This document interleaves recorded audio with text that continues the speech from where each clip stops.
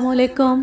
میں آپ کو سنا رہی ہوں ایڈوکیٹ مرزا امجد بیگ کی ایک کرائم سٹوری جس کا نام ہے جزائے سزا. تو چلیں شروع کرتے ہیں. ریمانڈ کی مدت پوری ہونے کے بعد پولیس نے چالان پیش کیا. میں نے اپنا وکالت نامہ اور ملزم کی درخواست ضمانت پیش کر دی. جج نے حیرت بھری نظر سے میری طرف دیکھا اور پوچھا، بیگ صاحب اس کیس میں آپ وکیل صفائی ہیں نا؟ Yes your owner.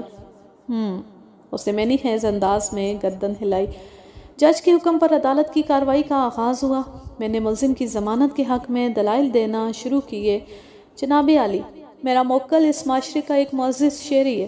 کسی گہری سازش کے تحت اس بیچارے کو اس کیس میں پھنسانے کی کوشش کی گئی ہے.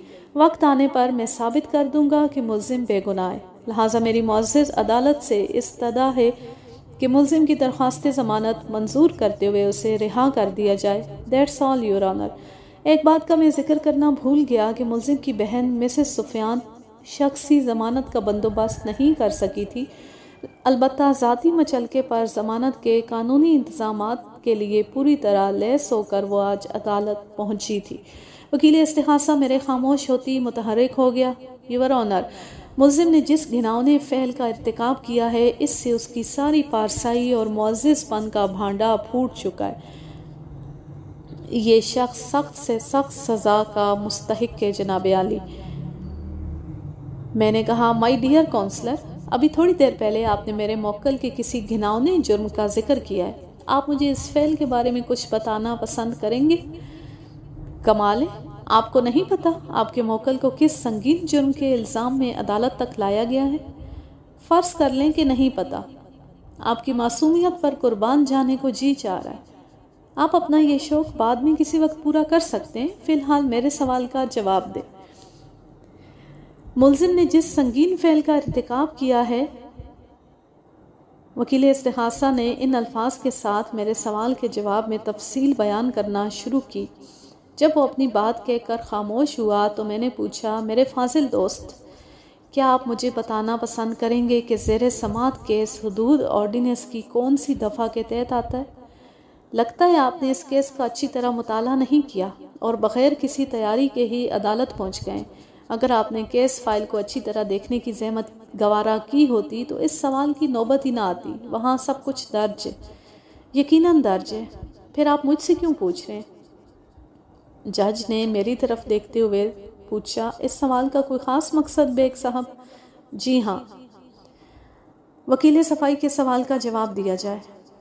وکیل استغاثہ نے برا سا منہ بنایا اور بولا، یہ دفعہ 6 کا کیس ہے. آپ کو یقین ہے؟ جی ہاں، مجھے یقین ہے. دفعہ 6 زنا بالجبر کے ذیل میں لگائی جاتی ہے اور دفعہ 4 زنا بالارادہ کے ذیل میں. اتنی اہم معلومات بہم پہنچانے کے لیے میں آپ کا شکر گزار ہوں. وکیل استغاثہ حیرت سے مجھے دیکھ رہا تھا. اسے سمجھ نہیں آ رہا تھا کہ میں اس کی تعریف کی ہے یا مذاق اڑایا ہے اور میں اس طرح کے سوالات کیوں کر رہا ہوں. میں نے کہا، اب لگے ہاتھوں ذرا یہ بھی بتا دیں کہ حدود آرڈیننس کی مذکورہ متعلقہ دفعہ کے بارے میں قرآن کریم کا کیا حکم ہے؟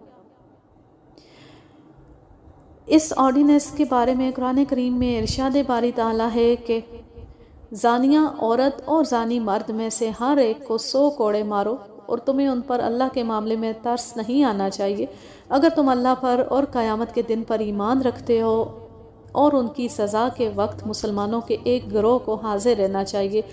زانی مرد سوائے زانیہ عورت یا مشرکہ کے نکاح نہیں کرے گا، اور زانیہ عورت سوائے زانی مرد یا مشرک کے نکاح نہیں کرے گی، اور ایمان والوں پر ایسا کرنا حرام قرار دیا گیا ہے.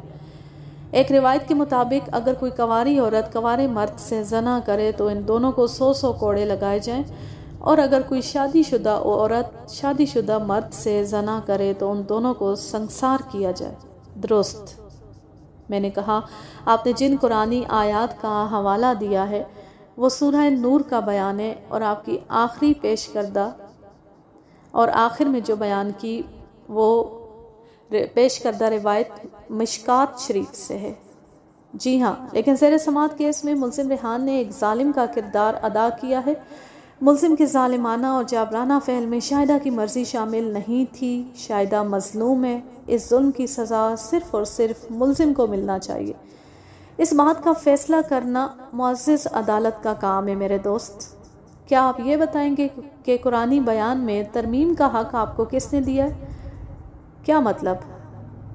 میں نے کہا مائی ڈیئر کونسلر، آپ نے سورہ نور کے حوالے سے زانی مرد اور زانیہ عورت کے لیے جہاں سزا کا ذکر کیا ہے وہاں ایک نہایتی اہم نقطے کو آپ نے حذف کر دیا ہے۔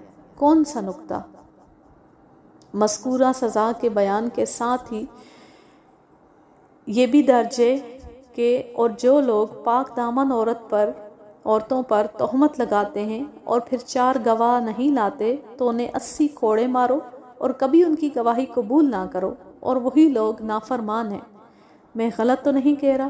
نہیں، آپ بالکل درست فرما رہے ہیں میرے فاضل دوست۔ تھوڑی دیر پہلے میرے موکل کی ضمانت رکوانے کے سلسلے میں آپ نے اس کے جرم کی تفصیل کا جو نقشہ کھینچا ہے، اس سے تو یہی محسوس ہوتا ہے کہ اس جرم کے وقت آپ جائے وقوع پر موجود تھے، لہٰذا 1 گواہ تو اس جرم کے آپ ہی ہو گئے۔ آپ کو مزید 3 گواہان کا بندوبست کرنا ہوگا، ایسے گواہ جو بالغ مسلمان مردوں جن سے متعلق معزز عدالت کو پورا اطمینان ہو کہ وہ کبائر سے اجتناب کرنے والے صادق القول ہیں۔ اس کی جب نوبت آئے گی تو دیکھا جائے گا۔ جس کے ساتھ مجرمانہ کارروائی ہوئی ہے اس مظلوم کی گواہی کچھ کم اہمیت کی حامل نہیں ہے۔ پھر وہ جج کی طرف رخ موڑتے ہوئے بولا، جناب عالی، ڈیفنس کونسلر غیر ضروری امور کو زیر بحث لا کر معزز عدالت کا قیمتی وقت برباد کریں۔ میری معزز عدالت سے درخواست ہے کہ ملزم کی درخواست ضمانت کو رد کرتے ہوئے اسے جوڈیشل ریمانڈ پر جیل بھیج دیا جائے تاکہ عدالتی کارروائی کو نارمل انداز میں آگے بڑھنے کا موقع مل سکے۔ That's all your owner. میں نے اپنے موکل کی ضمانت کے حق میں دلائل دینا شروع کیے۔ 15-20 منٹ تک ہم دونوں کے درمیان مکالموں کا تبادلہ ہوتا رہا۔ پھر جج نے ملزم کی درخواست ضمانت کو نامنظور کرتے ہوئے اسے جوڈیشل ریمانڈ پر جیل بھیجنے کے احکام صادر کر دیے۔ میں یہ تسلیم کرنے میں کوئی حرج محسوس نہیں کرتا کہ اس دن میں اپنے موکل کی ضمانت کرانے میں ناکام رہا تھا، لیکن اس کے ساتھ ہی یہ بھی حقیقت ہے کہ میں نے اپنے مخصوص دلائل کی مدد سے وکیل استغاثہ کی دیوار میں شکاف ڈال دیا تھا۔ جج نے 15 روز بعد کی تاریخ دے کر عدالت برخاست کر دی۔ میں ملزم کی بڑی بہن مسز سفیان کے ساتھ عدالت کے کمرے سے باہر آیا تو اس نے تھکے ہوئے لہجے میں کہا، بیگ صاحب، میں تو توقع کر رہی تھی کہ آپ ریحان کو ضمانت پر رہا کروا لیں گے، لیکن ضمانت کے حوالے سے تمام ملزمان کے لواحقین کی توقعات کچھ اسی نوعیت کی ہوتی ہیں، لیکن یہ بھی ایک کھلی حقیقت ہے کہ قتل اور حدود کے کیسز میں ملزم کی ضمانت مشکل ہی نہیں بلکہ ناممکن ہوتی ہے۔ مجھے اس کا کچھ اندازہ ہو گیا ہے۔ ویسے میں مایوس نہیں ہوں بیگ صاحب، آج آپ نے وکیل مخالف کو خوب لتاڑا ہے۔ میں نے کہا، آپ کو مایوس ہونا بھی نہیں چاہیے، میں سمجھتا ہوں آج پہلی پیشی تھی اور اس حوالے سے کیس پر میری گرفت مضبوط ہے۔ اگر آپ کا تعاون حاصل رہا تو مجھے پورا یقین ہے یہ کیس ہم جیت کر ہی رہیں گے انشاءاللہ۔ بیگ صاحب، میں آپ سے ہر قسم کے تعاون کے لیے تیار ہوں، آپ حکم کریں۔ 2-3 چھوٹے موٹے کاموں کے علاوہ آپ کو ایک اہم کام بھی کرنا ہے، اور اس اہم کام کا تعلق سلمہ کے پہلے شوہر اور شاہدہ کے باپ قادر سے۔ مجھے اس شخص کے بارے میں معلومات درکار ہیں۔ کس قسم کی معلومات؟ مثلاً یہ کہ وہ کس قسم کا شخص ہے، سلمہ نے اس سے چھٹکارا حاصل کیا تھا یا قادر نے اس عورت سے جان چھڑائی تھی۔ ابھی تک تو ہمارے سامنے سلمہ کا بیان ہے، جس کی روشنی میں قادر ایک آوارہ اور بدقماش شخص تھا۔ عین ممکن ہے وہ ریحان کی طرح کوئی شریف آدمی ہو اور اس نے سلمہ کے کرتوت دیکھتے ہوئے اس سے جان چھڑائی ہو۔ ایسا بالکل ہو سکتا ہے۔ آپ نے نہایت ہی اہم نقطے کی طرف توجہ دلائی ہے۔ میں قادر کے بارے میں معلومات اکٹھا کرنے کی کوشش کرتی ہوں۔ میری چھٹی حس کہہ رہی ہے کہ قادر سے ملاقات بہت سود مند ثابت ہو سکتی ہے۔ آپ اگر اتنا بھی معلوم کر لیں گی کہ وہ شخص کہاں رہتا ہے، اس سے کیسے ملاقات ممکن ہے، تو باقی کے معاملات میں خود نمٹا لوں گا۔ میں بہت جلد آپ کو اس سلسلے میں کوئی خوشخبری سناؤں گی۔ میں نے اسے مزید 2-3 باتوں کے حوالے سے چند اہم ہدایات دی، پھر وہ میرا شکریہ ادا کرنے کے بعد رخصت ہو گئی۔ میں بھی پارکنگ کی طرف بڑھ گیا۔ آئندہ پیشی پر سب سے پہلے مظلوم شاہدہ کا بیان ریکارڈ کیا گیا۔ آگے بڑھنے سے پہلے ایک بات کی وضاحت کرتا چلوں کہ حدود آرڈیننس کے کیسز چاہے وہ جھوٹے ہوں یا سچے بہت زیادہ اہمیت کے حامل ہوتے ہیں، بلکہ اگر انہیں حساس نوعیت کے کیسز کہا جائے تو زیادہ بہتر ہوگا۔ اس میں سب سے زیادہ نازک پوزیشن مجرمانہ کارروائی کا نشانہ بننے والی عورت کی ہوتی ہے۔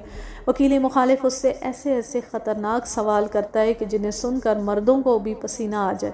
یہی وجہ ہے کہ اس نوعیت کے کیسز میں سے 80% کو تو رجسٹر ہی نہیں کروایا جاتا۔ اکثر والدین اور خود مظلوم اس عدالتی کارروائی کی متحمل نہیں ہو سکتی۔ یہی سوچ کر خاموشی اختیار کر لی جاتی ہے کہ جو ہونا تھا وہ تو ہو چکا، رہی صحیح عزت کا بھی جنازہ نکالنے سے کیا فائدہ۔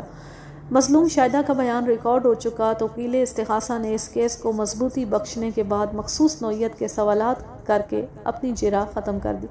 میں جج سے اجازت حاصل کرنے کے بعد شاہدہ والے کٹہرے کے قریب پہنچ گیا اور اپنی بات کا آغاز کیا۔ شاہدہ بی بی، ذرا سوچ کر بتائیں کہ جس روز آپ کا بیان کردہ واقعہ پیش آیا اس دن کیا تاریخ تھی؟ 30 اپریل، یعنی ماہ اپریل کی آخری تاریخ۔ آئندہ روز ماہ مئی شروع ہو گیا تھا۔ جی آپ ٹھیک کہہ رہے ہیں۔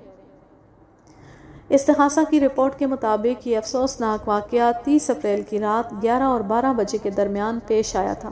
آپ اس سلسلے میں کیا کہتی ہیں؟ میں رپورٹ کے الفاظ سے اتفاق کرتی ہوں۔ وقوع کے روز آپ کے اور ملزم کے علاوہ گھر میں اور کون موجود تھا؟ کوئی بھی نہیں۔ اور تمہاری والدہ، وہ اس وقت کہاں تھی؟ وہ خالہ سے ملنے گئی ہوئی تھی۔ کون سی خالہ سے ملنے؟ خالہ فریدہ سے، جو منصور کالونی میں رہتی ہیں۔ رات کے 11 بجے تمہاری والدہ گرین ٹاؤن سے منصور کالونی کیا لینے گئی تھی؟ کیا وہاں منصور کالونی میں کوئی ایمرجنسی ہو گئی تھی؟ وہ رات کو وہاں نہیں گئی تھی۔ پھر امی کو 4 بجے دوپہر کو گھر سے نکلی تھی اور کہا تھا کہ 2-3 گھنٹے میں واپس آ جائیں گی، لیکن انہیں آنے میں دیر ہو گئی۔ واقعات کے مطابق تمہاری والدہ اس وقت واپس آئی تھی جب گھر کے اندر یہ سانیہ چل رہا تھا، کوئی 11-11:30 بجے۔ میں غلط تو نہیں کہہ رہا؟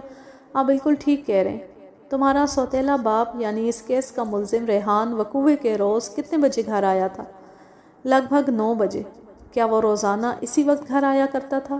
جی کم و بیش اسی وقت۔ جب تمہارا سوتیلا باپ گھر پہنچا تو تم گھر میں اکیلی تھی؟ جی ہاں، اکیلی تھی۔ ملزم نے تمہاری والدہ کے بارے میں پوچھا تو ہوگا، وہ کہاں ہے؟ نہیں پوچھا تھا۔ کیا مطلب؟ کیوں نہیں پوچھا تھا؟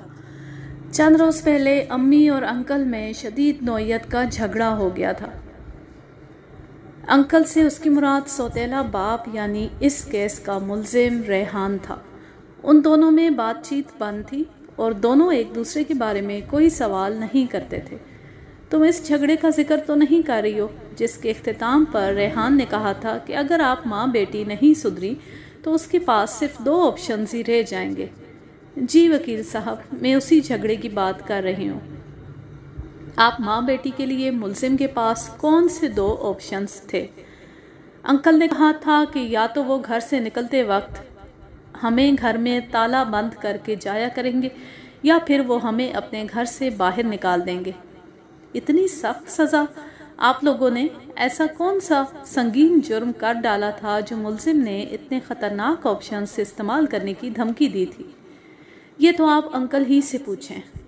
تمہارے انکل سے تمہارے سامنے ہی میں بہت کچھ پوچھوں گا، مگر اس کی باری آنے پر۔ فی الحال تم معزز عدالت کو یہ بتاؤ کہ ملزم نے تم ماں بیٹی کو کس بات کے لیے سدھرنے اور سنبھلنے کے لیے کہا تھا؟ کوئی خاص بات نہیں تھی۔ پھر کیا تھا؟ اس نے جواب دینے سے پہلے ناگواری سے ملزم کی طرف دیکھا، پھر مجھ سے مخاطب ہوتے ہوئے بولی، آپ اسے انکل کی گندی ذہنیت سمجھ لیں۔ فرض کرو کہ میں نے وہی سمجھ لیا جو تم کہہ رہی ہو، لیکن تمہارے سمجھانے اور میرے سمجھ لینے سے بات نہیں بنے گی۔ تمہیں معزز عدالت کے سامنے اپنے انکل یعنی اس کیس کے ملزم کی گندی ذہنیت کی وضاحت کرنا ہوگی۔ شاہدہ نے کن اکھیوں سے وکیل استغاثہ کی طرف دیکھا۔ انداز ایسا ہی تھا جیسے وہ وکیل موصوف سے مدد کی طلبگار ہو، لیکن اس سے پہلے کہ وکیل استغاثہ کی زبان میں جنبش پیدا ہوتی، میں نے جلدی سے کہا، شاہدہ بی بی، معزز عدالت یہ جاننا چاہتی ہے کہ ملزم نے کس حوالے سے آپ کو سدھرنے اور سنبھلنے کی تاکید کی تھی؟ آخر آپ لوگوں میں ایسی کون سی خرابی یا برائی تھی؟ ہم میں کوئی خرابی یا برائی نہیں تھی، محلے والوں نے انکل کو ہمارے خلاف کر دیا تھا۔ کیا خلاف کر دیا تھا؟ انکل ہمیں بد کردار سمجھنے لگے تھے۔ محلے والوں کو آپ ماں بیٹی سے ایسی کون سی دشمنی تھی؟ وہ آپ لوگوں کے کردار کے پیچھے ہاتھ دھو کر کیوں پڑ گئے تھے؟ یہ تو آپ انہی سے جا کر پوچھیں، ہم نے تو کسی کا کچھ نہیں بگاڑا۔ محلے والوں کو بھی عدالت میں بلا کر پوچھ گچھ کی جائے گی اگر اس بات کی ضرورت محسوس کی گئی تو۔ شاہدہ بی بی، اس کیس کے ملزم یعنی تمہارے انکل یا سوتیلے باپ ریحان کے ساتھ تم لوگ کب سے رہ رہے تھے؟ جب سے امی نے انکل سے شادی کی تھی۔ میں وہی تو جاننا چاہ رہا ہوں، تمہاری امی سلمہ اور ریحان کی شادی کب ہوئی تھی؟ اس شادی کو 3 سال ہو گئے۔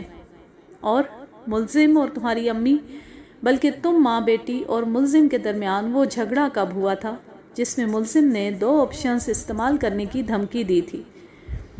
یہ تو چند روز پہلے کی بات ہے، یعنی اس جھگڑے سے پہلے سب ٹھیک ٹھاک چل رہا تھا؟ ہاں نہیں، وہ الجھ کر خاموش ہو گئی۔ کیا مطلب؟ بی بی، وکیل صاحب کے سوال کا ایک جواب دو، ہاں یا نہ۔ جی، میرا مطلب یہ تھا کہ چند ماہ پہلے بھی انکل نے ہمیں کھری کھری سنائی تھی۔ وہ پہلا موقع تھا جب انکل کو ہمارے کردار پر شک ہوا تھا۔ یہ لگ بھگ کتنا عرصہ پہلے کی بات ہے؟ 3-4 ماہ پہلے۔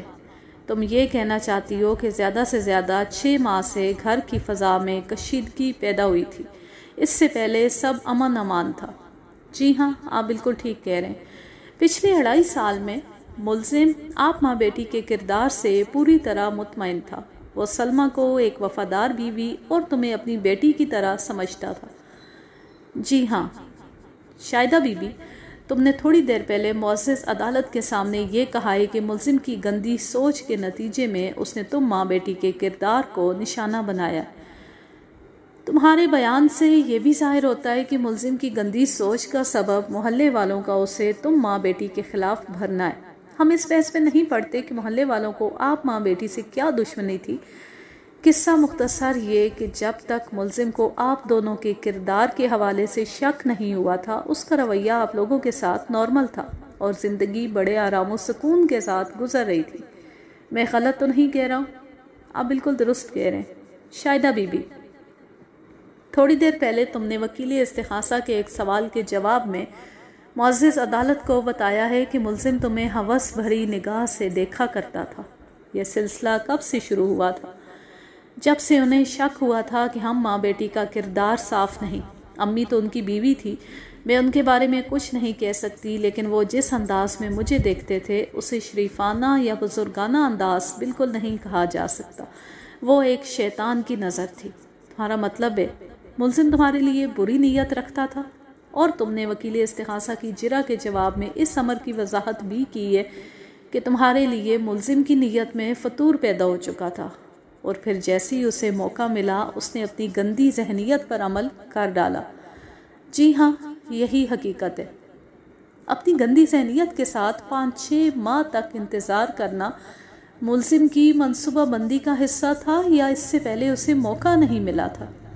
میرا خیال ہے اس سے پہلے انہیں اپنے مذموم عزائم کی تکمیل کا موقع نہیں ملا تھا۔ تم نے ملزم کی بدنیتی کو 5-6 ماہ پہلے ہی بھانپ لیا تھا؟ کیا تم نے اپنی امی کو اس بارے میں بتا دیا تھا؟ جی ہاں، بتا دیا تھا۔ یعنی سلمہ اس بات سے واقف تھی کہ ملزم تمہارے لیے اپنے دل میں کس قسم کے گندے جذبات رکھتا تھا؟ جی، امی کو ایک ایک بات کا پتہ تھا۔ پھر بھی سلمہ تمہیں گھر میں اکیلا چھوڑ کر اپنی بہن سے ملنے منظور کالونی چلی گئی تھی، کیوں؟ امی مجھے یہی بتا کر گئی تھیں کہ وہ 7 یا زیادہ سے زیادہ 8 بجے تک واپس آ جائیں گی، لیکن انہیں آنے میں دیر ہو گئی اور انکل کو اپنی شیطانیت دکھانے کا موقع مل گیا۔ اتنا کہہ کر شاہدہ نے گردن جھکا لی۔ میں سوالات کے زاویے کو تبدیل کرتے ہوئے بولا، شاہدہ بی بی، تمہارے اصل یعنی سکے باپ کا کیا نام ہے؟ غلام قادر۔ تمہیں غلام قادر سے بچھڑے کتنا عرصہ ہوا ہے؟ کوئی 5 سال۔ اس وقت تمہاری عمر کیا ہوگی؟ 23.5 سال۔ اس وقت تمہاری عمر کیا ہوگی؟ 23.5 سال۔ اس کا مطلب ہے جب تم غلام قادر سے جدا ہوئی تو اس وقت تمہاری عمر کم و بیش 18.5 سال تھی۔ جی آپ کا اندازہ درست ہے، 18.5 سال اچھی خاصی عمر ہوتی ہے۔ تمہیں اپنے باپ غلام قادر کی شکل تو اچھی طرح یاد ہوگی؟ جی ہاں، بالکل یاد ہے۔ اگر تمہیں غلام قادر کی تصویر دکھائی جائے تو تم اسے بآسانی پہچان لوگی۔ آبجیکشن یور آنر، اس وقت عدالت میں جو کیس زیر سماعت ہے اس کا مظلوم شاہدہ کے باپ غلام قادر سے دور کا بھی واسطہ نہیں۔ ڈیفینس کونسلر غیر ضروری باتوں میں الجھ کر ایک طرف معزز عدالت کا وقت برباد کرے تو دوسری جانب یہ سیدھی سادی مظلوم شاہدہ کو ہراساں کرنے کی کوشش بھی کر رہے ہیں۔ میں معزز عدالت سے پرزور استدعا کروں گا کہ وکیل صفائی کو ایسی حرکت سے باز رہنے کی تاکید کی جائے۔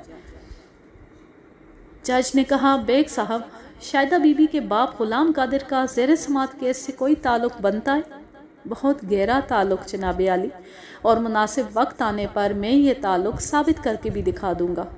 اور وہ مناسب وقت کب آئے گا؟ وکیل استغاثہ نے طنزیہ لہجے میں پوچھا۔ ہو سکتا ہے وہ مناسب وقت اگلی پیشی ہی ہو۔ یہ پیشی کیوں نہیں؟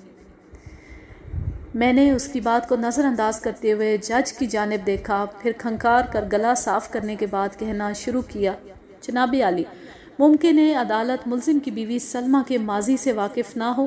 سلمہ کے مطابق شاہدہ کا باپ قادر ایک اوباش اور شرابی شخص تھا۔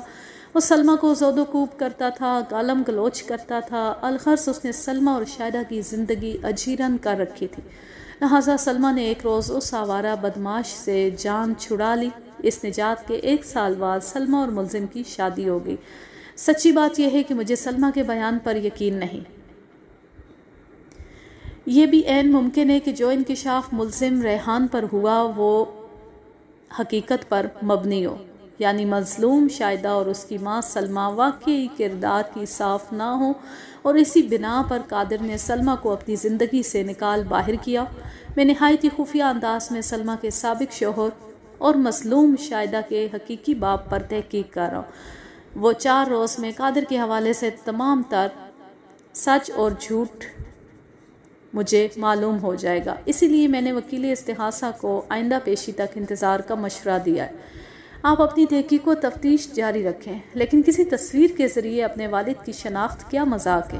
وکیل استغاثہ برہمی سے بولا، یہ مذاق نہیں، بہت ہی سنجیدہ معاملہ ہے وکیل صاحب، اس کو اتنا بھی ایزی نہ لیں۔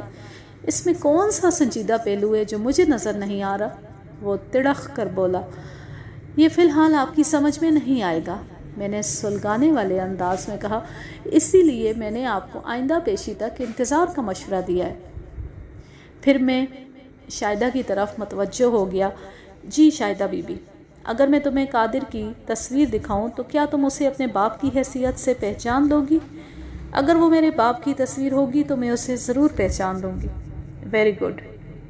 شاہدہ بی بی، میں جاننا چاہوں گا کہ وقوعے کے روز ملزم کے گھر آنے کے بعد سے لے کر تمہارے ساتھ مبینہ ظلم یا زیادتی ہونے تک واقعات کس طرح پیش آئے تھے؟ آج کے لیے بس اتنا ہی۔ اب میں لیتی ہوں آپ سے اجازت۔ جانے خوش رہیں، شاد و آباد رہیں، ہنستے مسکراتے رہیں۔ اللہ حافظ، اللہ نگہبان۔